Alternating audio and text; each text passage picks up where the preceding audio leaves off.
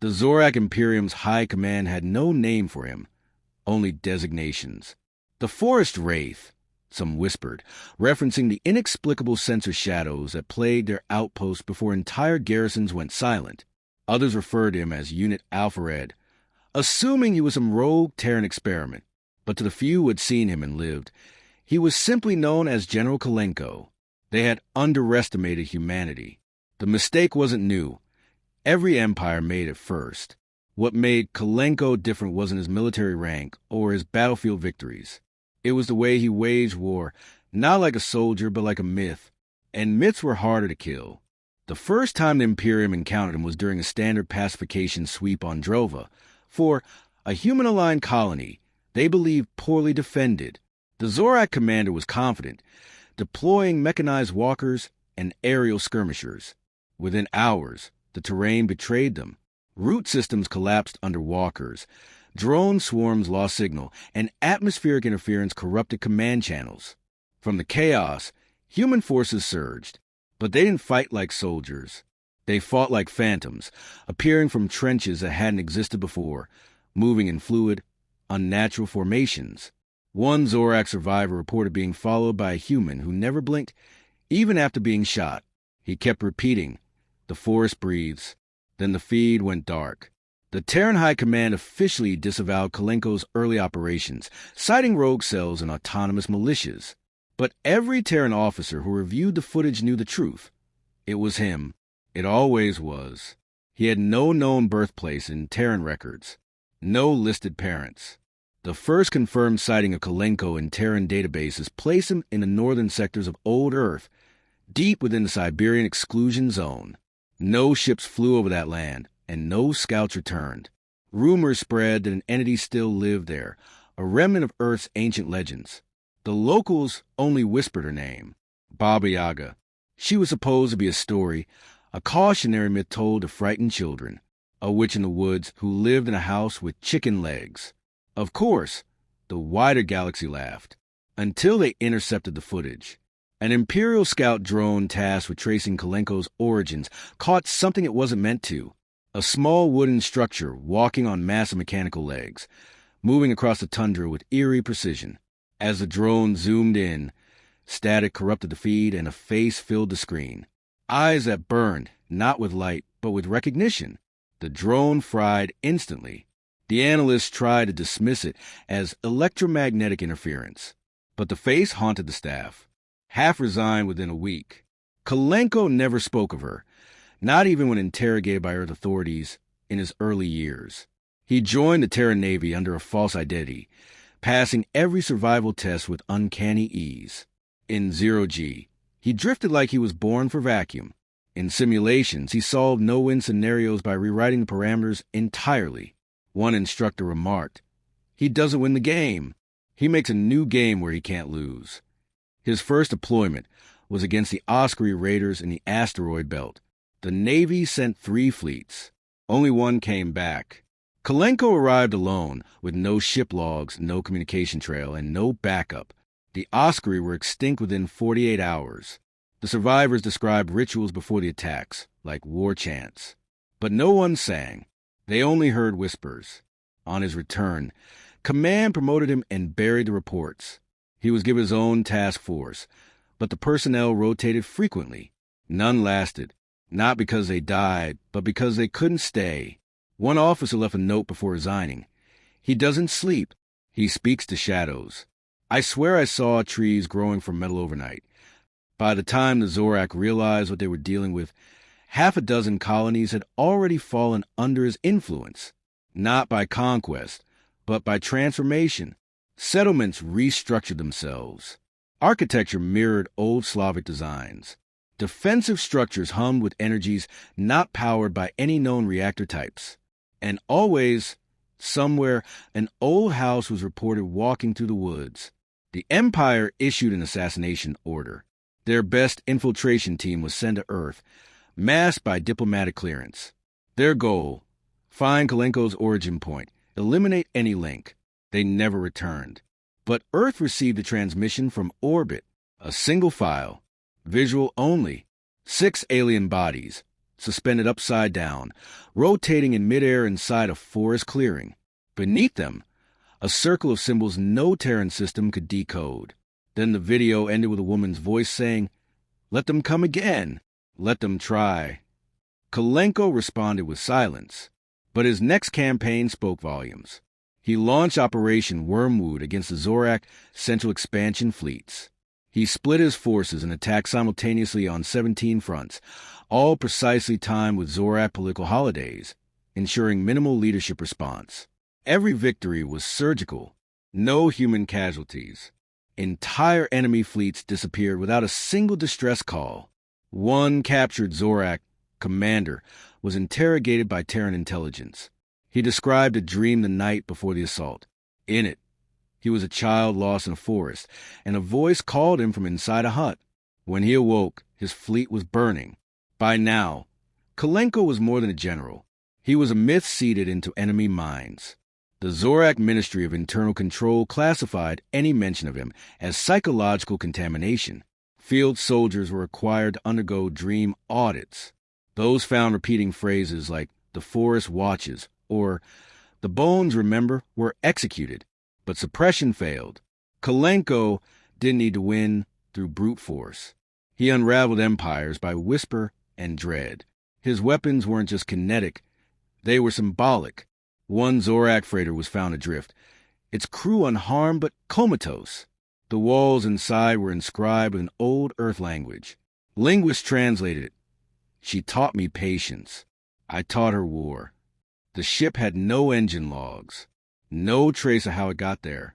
Meanwhile, humans themselves were split. The Terran High Council was wary. Kalenko represented power outside their control, but no one dared confront him. A senator once attempted to censure him for violating interstellar conduct codes. The next morning, the senator resigned. He claimed his dreams were no longer his own. When asked directly, Kalenko only said, "I am not your sword. I am her echo." To the galactic community, he became legend. Children of client species told stories about him, not as warnings, but as awe. He wasn't merely feared. He was revered in a way that transcended military protocol. The Zorak Imperium, desperate to reassert control, gathered their largest fleet in history, over 300 ships. They launched a full-scale push toward human space. Kalenko didn't meet them in orbit. He lured them in deep into the Vascari Nebula. Sensors failed. Comms broke down. Stars dimmed. The last known transmission from the fleet was a simple phrase: "The cabin walks." Terran probes sent to investigate found only silence. No debris, no signs of battle. Just a single artifact floating in the nebula's heart, a wooden spindle, spinning slowly, impossibly. When the Zorak Imperium Second Corps fleet failed to report after entering the Vascari Nebula, their command structure began to unravel. Panic spread like wildfire through the mid-tier colonies. The usual suppressive tactics, curfews, propaganda, punitive rotations, failed to soothe their citizens. Fear, it seemed, was more viral than resistance. Behind closed doors, the Zorak leadership convened a crisis summit on the obsidian world of Karvek. There, the grand strategist unveiled Project Obelisk, a contingency created decades earlier in the event of a threat beyond galactic classification. It called for the unsealing of ancient archives, forbidden collaborations, and one directive: find Kalenko's origin and erase it. The Imperium dispatched its most enigmatic operative, Cipher Lord Dreth, a psionic entity spliced from a dozen neural cultures. Dreth wasn't a soldier. He was a mind-breaker, a dream walker. His mission wasn't to kill Kalenko, but to disassemble the myth, to break the symbol that had turned an entire empire into a haunted mirror of itself. Dreth's search began in the ruins of Vorst Station, where the last confirmed Terran operation had occurred. The station had been thought destroyed, until it reappeared, fully reconstructed, broadcasting on obsolete Earth frequencies. Inside, Dreth found no bodies, only clothing arranged carefully on chairs and beds. Every terminal displayed a line: "She remembers who forgets." Dreth followed the trail to the edge of Terran sovereignty, where laws ended and superstition ruled. He landed on WIRM's Hollow, a rogue moon colonized by outcasts and exiles. No authority ruled there, only stories. The locals called him a fool. One toothless miner offered a warning. You don't follow his shadow unless you want to see what casts it. Yet Dreth pressed on. He infiltrated the hidden vaults of Earth's oldest civilizations, reading accounts long buried by progress. Ancient Slavic manuscripts described a woman who could twist time, alter paths, and live in all seasons simultaneously. Every record he touched felt wrong. Pages turned themselves. Ink shifted. Dreth began to dream. First of forests, then of laughter, not mocking but timeless, patient. He tried to lock himself in sensory isolation, but the dreams persisted.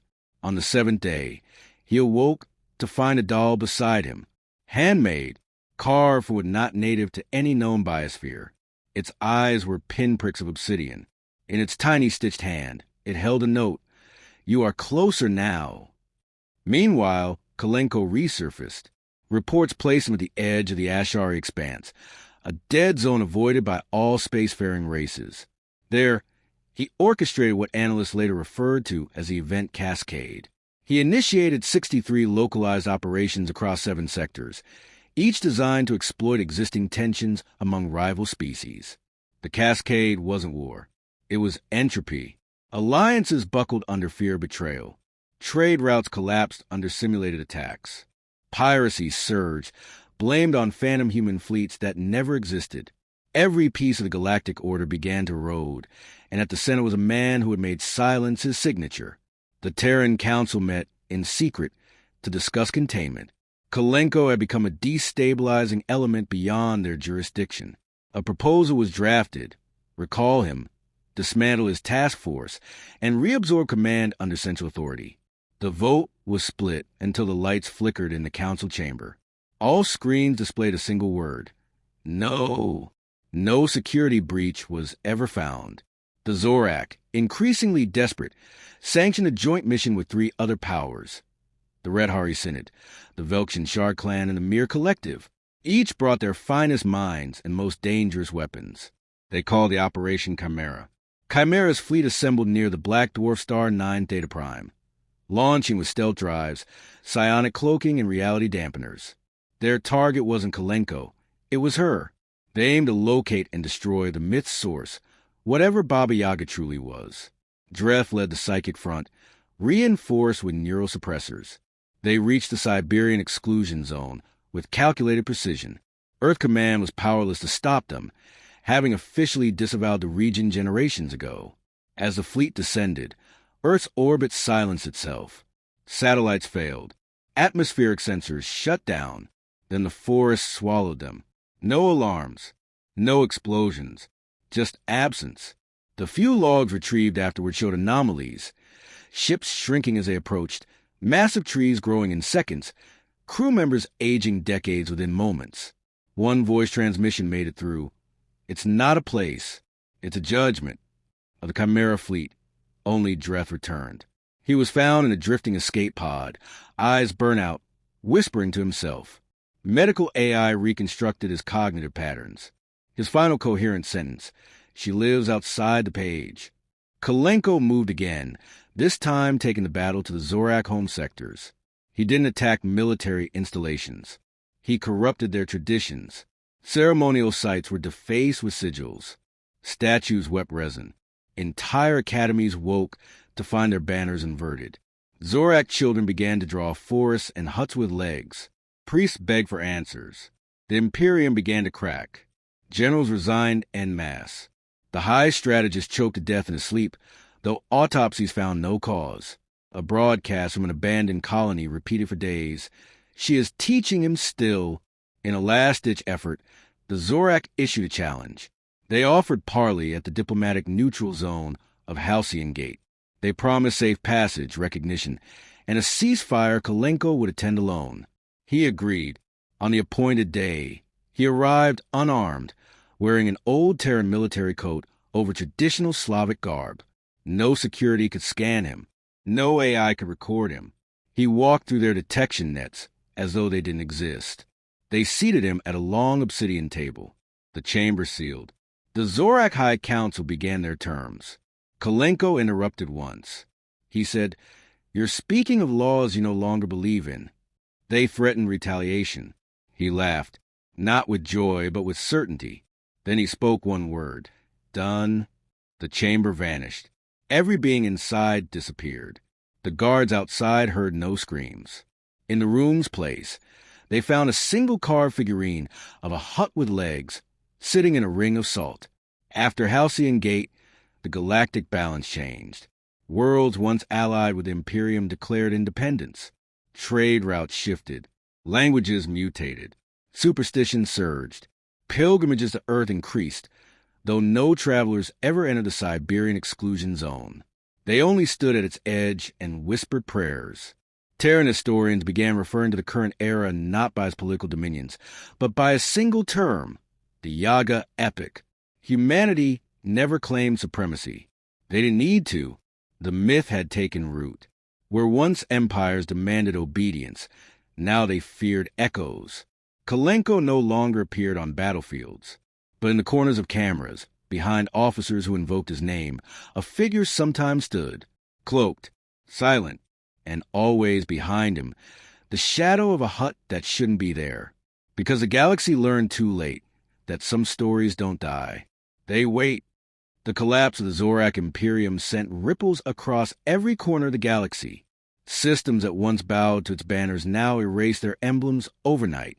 Puppet governments fell to local insurgents wielding little more than folklore and fear. The name Kalenko had evolved. No longer a man, not merely a symbol, but a force of narrative entropy. In the Red Hari archives, galactologists labeled the phenomenon as a Class C existential anomaly, an individual whose mythos superseded factual containment. Efforts to document or isolate his presence failed. Data degenerated. Hard drives melted. Languages mutated mid-recording. Even encrypted visual logs blurred when containing his likeness. Amid the void of Imperium authority, old powers resurfaced. The Mir Collective, long dormant beneath the ash core, attempted to absorb the Zorak remnants. Boasting their multi-threaded neural queens had deciphered the Yaga anomaly. They unleashed the Shard Mind Protocol, an entire army of cloned psychic prodigies meant to swarm and nullify myth through sheer neural dominance. They made it to orbit, then they stopped transmitting. Recovery probes found the fleet, drifting silently, fused together by roots of black bark.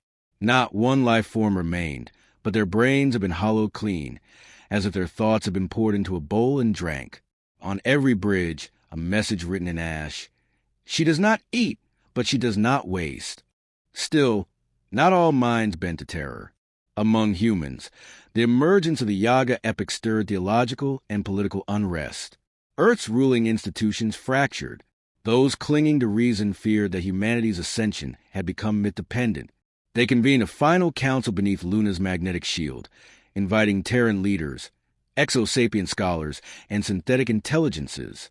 The council's topic, Terminate Kalenko. They authorized Project Threshold, an ethically unbound experiment in myth-breaking. The plan was simple in scope but near impossible in risk.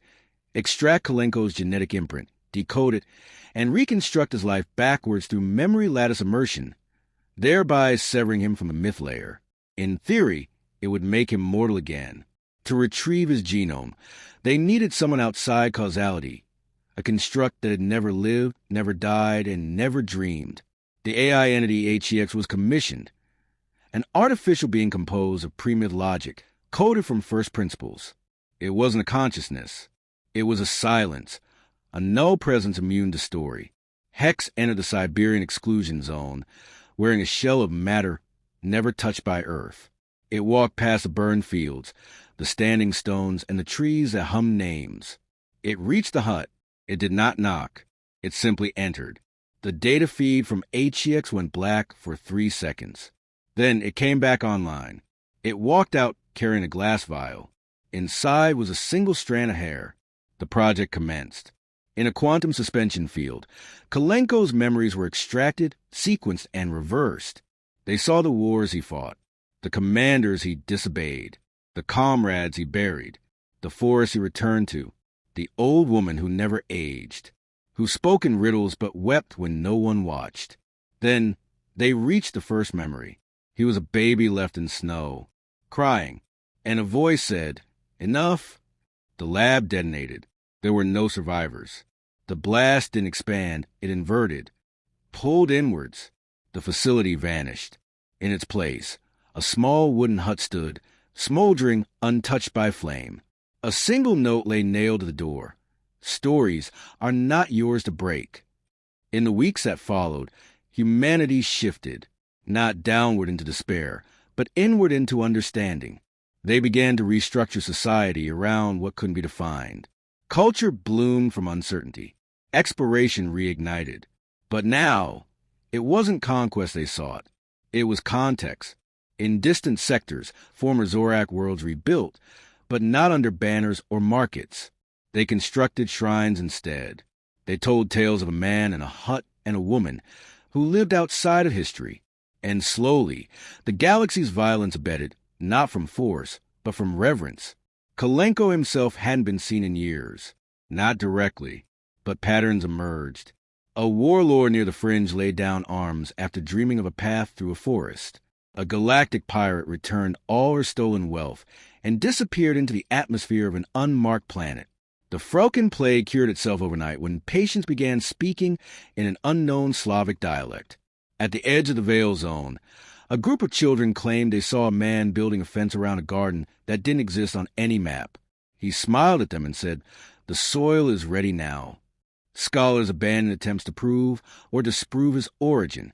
Instead, they formed a new field, narrative dynamics.